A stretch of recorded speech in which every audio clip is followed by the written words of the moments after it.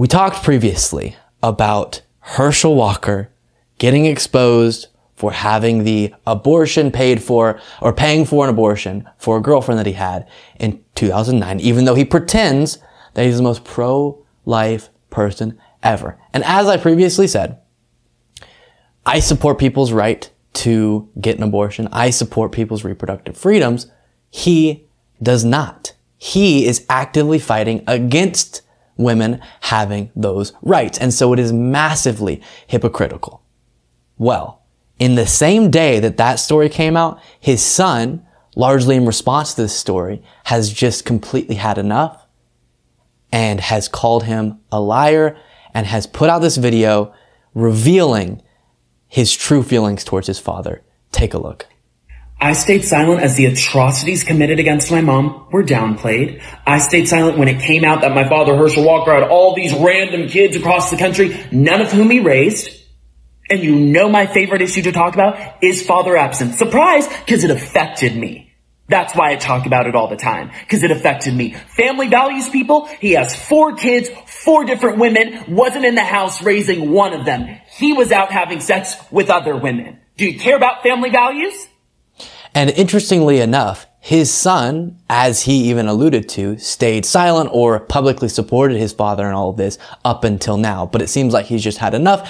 And his son is actually very, very conservative. So this isn't him trying to fight for his political side. His son's very conservative. If you look at any social media content, it's super, super anti-liberal and anti-left and all of that. But yet still, he's had enough with his father's lies. I was silent lie after lie after lie. The abortion card drops yesterday. It's literally his handwriting in the card. They say they have receipts, whatever. He gets on Twitter. He lies about it. Okay, I'm done. Done. Everything has been a lie. And so for the right to say I'm being suspicious for saying, hey, I'm done with the lies, when you all have been calling me saying, is this true about your dad? Gosh, we're not going to win Georgia, this candidate, all that's been you. You have no idea what I've been through in my life. You have no idea what me and my mom have survived. We could have ended this on day 1. We haven't. I haven't told any stories. I'm just saying, don't lie. Don't lie on my mom. Don't lie on me. Don't lie on the lives you've destroyed and act like you're some moral family man. Y'all should care about that, conservatives. And then for people on the left to act as though I'm responsible for all of the things that he has done. I've talked about father absence. I've talked all these issues because they've been close to me. Yeah, I don't know what that's in relation to. I haven't seen people saying he's responsible. If they have, that's kind of dumb. No, kids aren't responsible for the actions of their father. But we'll let him continue. Because they matter to me, because I went through it. That's why I've talked about it. So when you say, well, talk about your dad, but I am. I'm saying this behavior is atrocious. Don't come for me. You don't have to like my politics. You don't have to like me. You don't have to. I'm just saying I'm done with the lies. We were told at the beginning of this he was going to get ahead of his past, hold himself accountable, all of these different things, and that would have been fine. Go ahead. He didn't do any of that. Everything's been a lie. Everything's been downplayed. Everything's been cutting corners. The whole thing. And whose expense is that at? Me, my mom, as we're chased down by the media, we're terrorized, all these different things.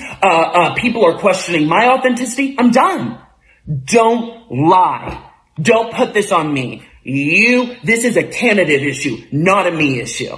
I wouldn't have spoken out if there weren't all these lies every day. Wow. That is incredible. It takes a lot to speak out against your own father in this context, especially because he previously stomached the action of supporting his father publicly. He was posting things saying, I'm so proud of my dad for running for Senate. And I think part of it is, as he said in that video, he felt like if his dad really was going to try to get ahead of his past, it be kind of this story of someone getting better and then trying to work to help other people's lives, maybe that was something he could deal with. But that's not what happened in this campaign. Herschel Walker lies and lies and lies, as his son, Christian Walker, identified. That's incredible. But as I started to say, it is a big deal for a family member to go out that publicly against their father. And interestingly enough, this son is the only son that Herschel Walker publicly was kind of allowing people to know was his son for the longest time, or actually had some sort of relationship with, even though he's saying that he still was absent. And he even is having to speak out and saying that there's so much that Herschel Walker has been dishonest about within this campaign, and all the things that he did to Christian Walker's mother and then lied about in the campaign, and all of this. And it seemed like this was the straw that broke the camel's back, the story about the abortion, but not just the story, the fact that immediately Herschel Walker came out and lied about it.